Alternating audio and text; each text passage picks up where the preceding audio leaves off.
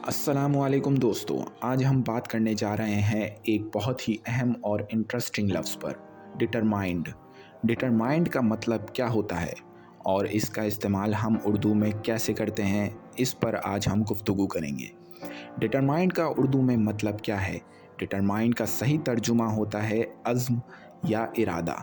जब कोई शख्स किसी मकसद या हदफ को हासिल करने के लिए पूरी तरह से आजमाया हुआ होता है तो हम कहते हैं कि वो डिटरमाइंड है।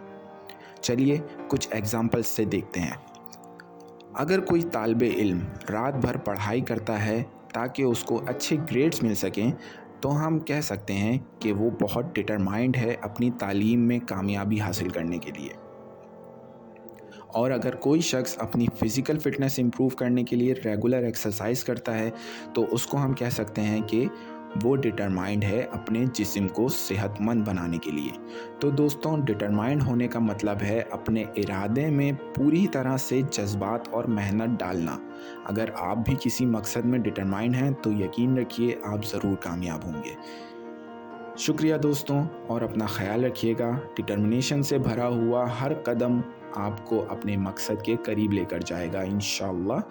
अल्लाह हाफिज़।